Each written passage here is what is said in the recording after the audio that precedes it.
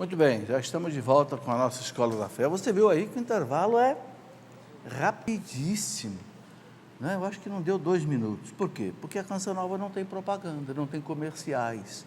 É por isso que a Canção Nova pede a você que seja um sócio contribuinte, ajudante da Canção Nova. Porque essa televisão que hoje cobre, podemos dizer, o mundo inteiro, porque qualquer lugar do mundo, via internet, você acessa a Canção Nova, né? Então, esse é um verdadeiro mutirão de evangelização, né?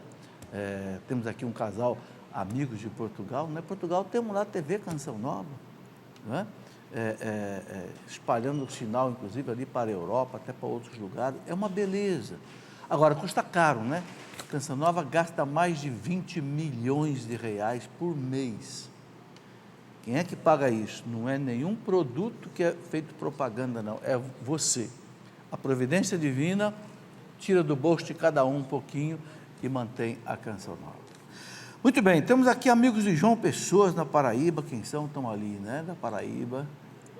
Sejam bem-vindos. Temos aqui amigos de Laranjal Paulista, São Paulo, são vocês, né?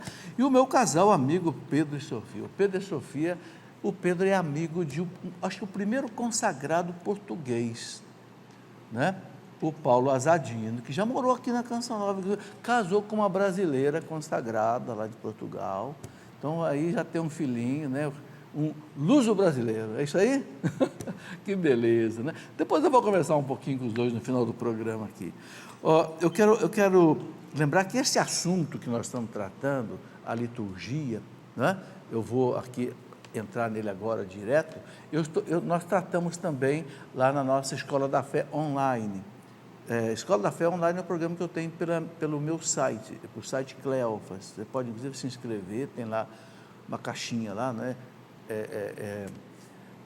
Escola da Fé online, e você tem que se inscrever, porque você pode fazer perguntas também, eu respondo as perguntas, e nós estamos tratando também agora do magistério da igreja, e é o magistério da igreja que regula toda a liturgia, né? Por exemplo, há um documento importantíssimo chamado Redemptione Sacramento, que é do Papa João Paulo II, do ano 2004, onde o Papa diz exatamente como é que a missa deve ser celebrada, os abusos que têm que ser evitados, tudo direitinho. Também o missal romano. E quem é que aprova tudo isso? É o magistério da igreja. Então, toda essa questão do magistério da igreja, também liturgia, eu estou tratando nas aulas também da Escola da Fé online. Inclusive, esse livro, Para Entender e Celebrar a Liturgia, é um livro que tem aí tudo isso que nós estamos conversando aqui e vamos conversar ainda mais, ok? Bom, eu quero também fazer aqui um parênteses bem rápido, né? Eu recebi e-mails, recebi até telefonema de gente muito preocupada com o nosso Brasil. Nós todos sabemos que o Brasil está num momento muito difícil, muito difícil.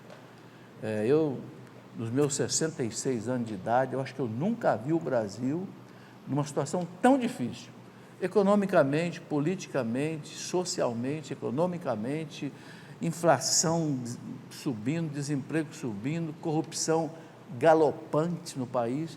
Então, gente, nós temos que rezar.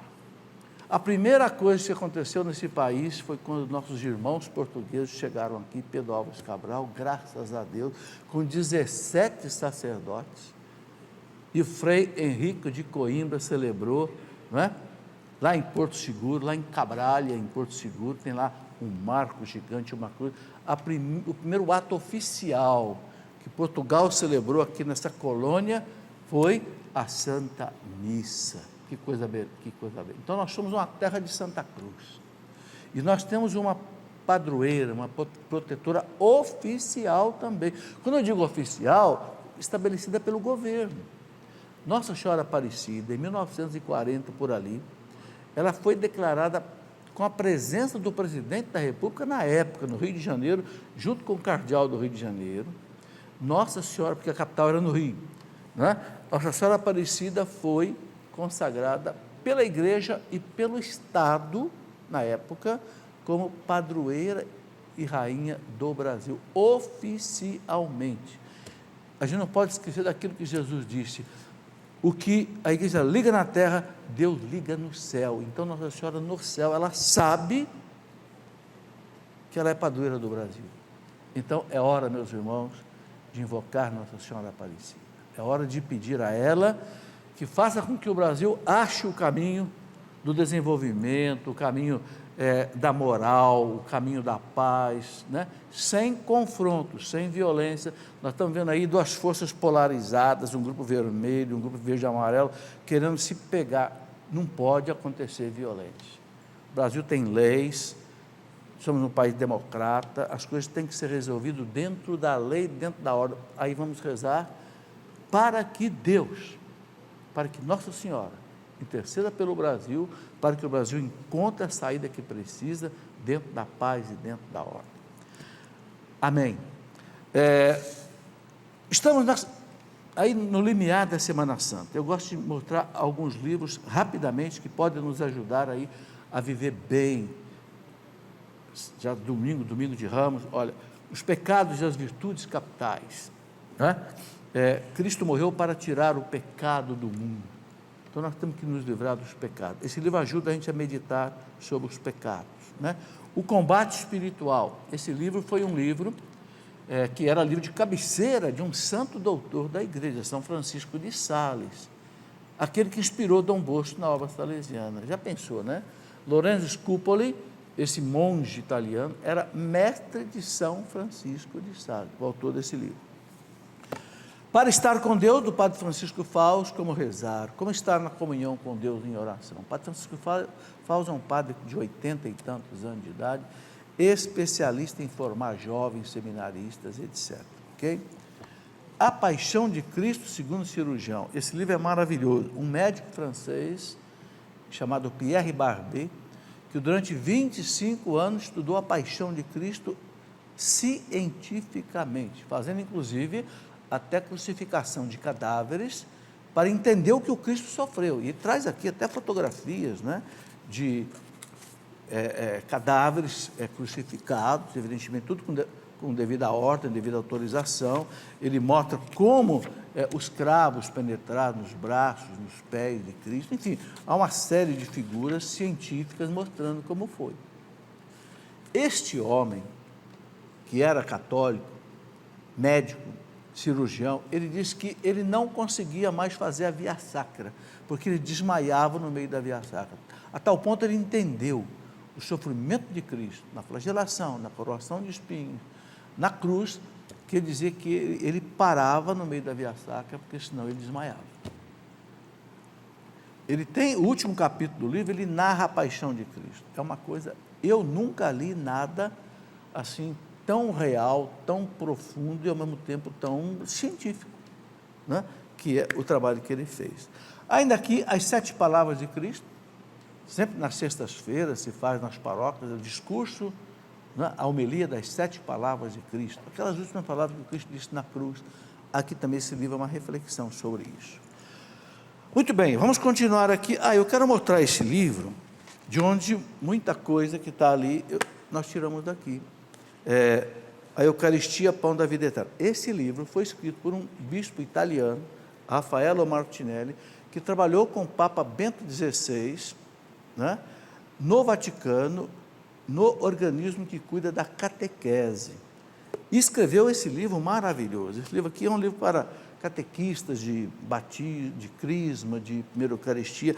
E aqui, a partir da página 210, mais ou menos, ele coloca um capítulo muito interessante que nós estamos dando aqui, inclusive uma parte dele, onde é celebrada a Santa Missa, e depois ele coloca aqui também esses materiais litúrgicos, né?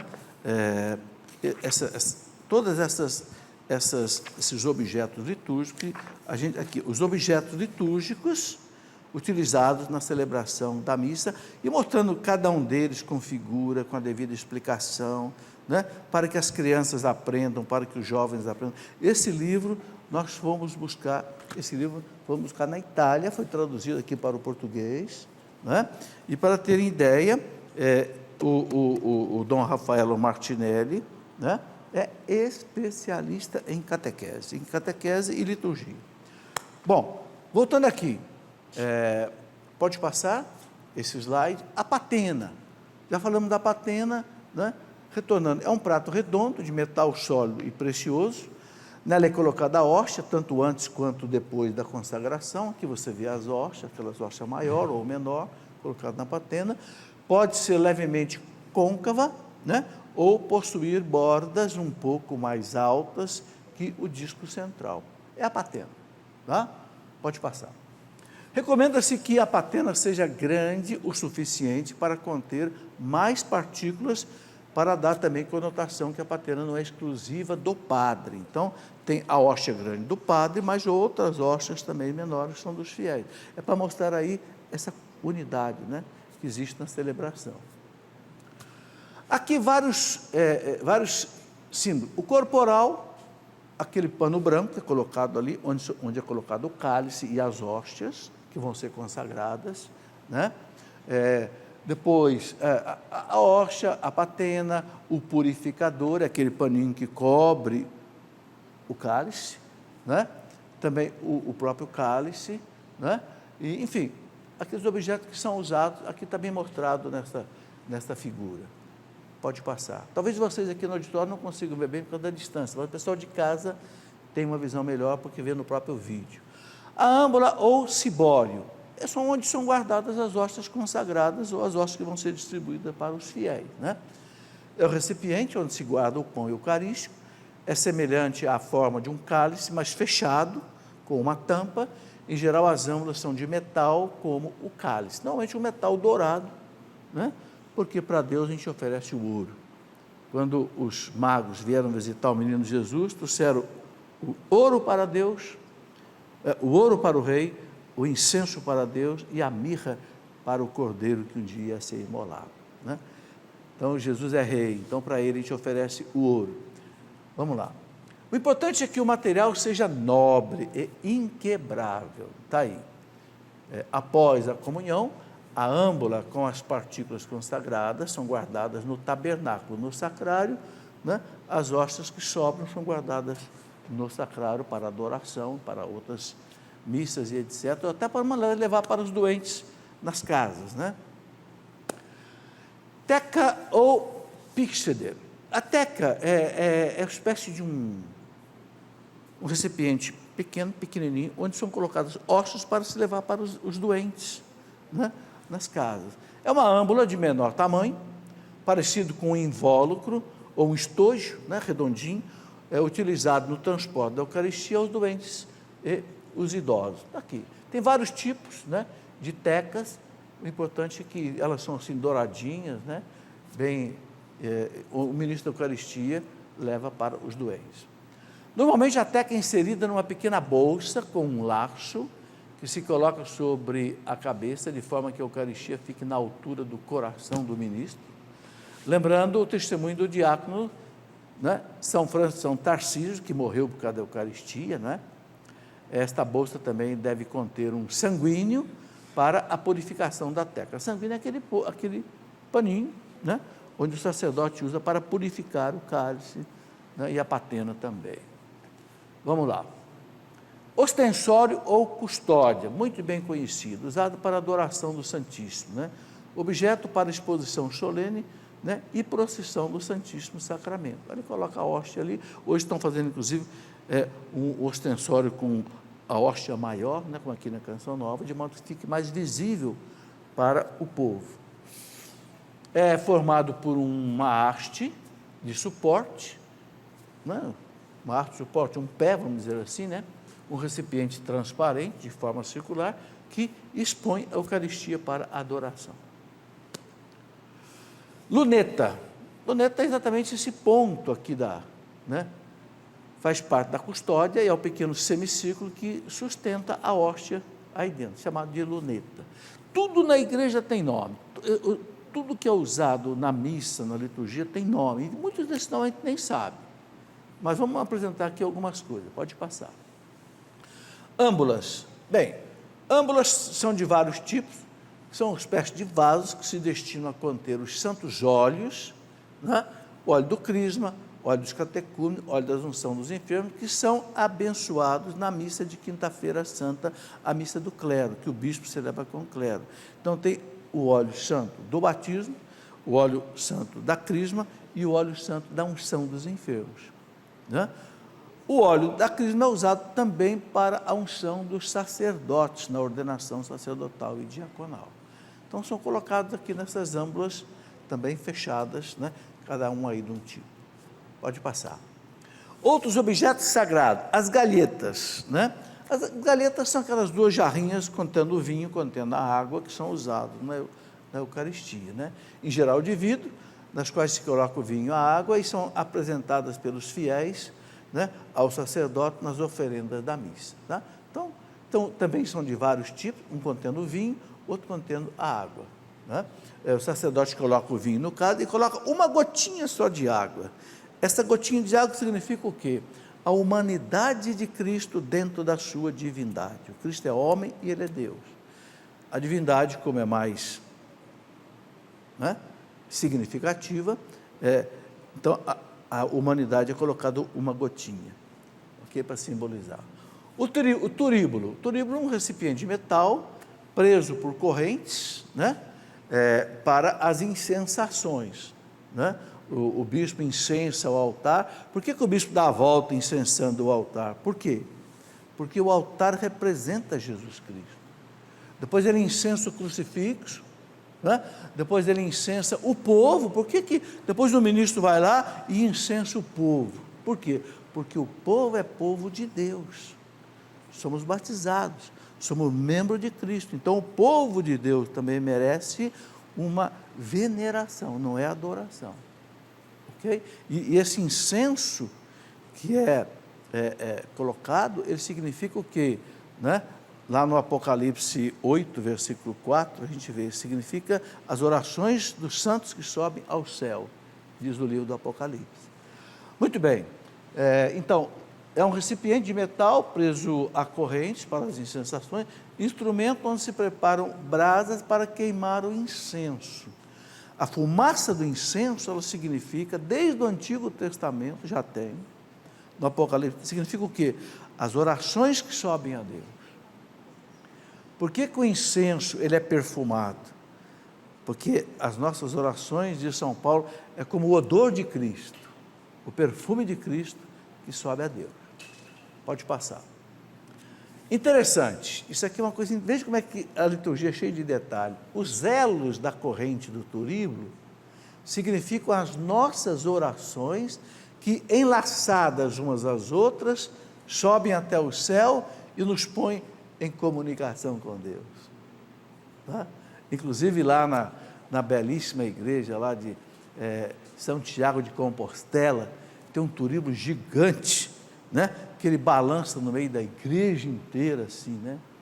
Aí eu perguntei para um sujeito lá por que era tão grande assim e soltava tanto incenso. Eles diziam, era para o louvor de Deus. Mas também tinha um detalhe, ele disse, os peregrinos vinham em tantas peregrinações de longe, meio suadinho, né? Então, para aliviar um pouco do cheiro do suor também, eles balançavam o incenso ali com muita fumaça, né? Mas é uma beleza. Eu estive lá o ano passado, realmente vale a pena, né? Lá na Basílica lá de São Tiago de Compostela. Tem um incenso, um turíbulo que eu nunca vi tão grande. Pode passar. O incenso que, ao queimar, sobe para o alto, é sinal do quê? Da divindade, unicidade de Deus. No passado, muitos cristãos pagaram com a vida a recusa de queimar incenso às divindades pagãs ou às autoridades humanas divinizadas. Vejam, gente, na perseguição do Império Romano, ou você incensava os deuses pagãos, ou você ia para a pena de morte. Então o incenso, lembra isso também, que muitos cristãos morreram porque não aceitaram prestar culto aos deuses, não aceitaram fazer a idolatria. É interessante. Muito bem, vamos lá. Da nossa fervorosa oração, que sobe, né, como perfume agradável a Deus, lá do Apocalipse 8:4, que eu já falei, né? Tudo bem. O incenso é uma resina, né, aromática, quer dizer, perfumada, extraída de várias espécies de árvores. O uso do incenso é muito comum no culto judaico, lá no Antigo Testamento, e foi também herdado pela liturgia cristã. Aqui tem, né? O incenso, o padre pega lá com aquela colherinha e coloca dentro do turíbulo, em cima das brasas, então faz-se a fumaça, que nós estamos acostumados a ver nas celebrações. A turificação ou incensação exprime o quê? A reverência, a oração, como é significada na Sagrada Escritura.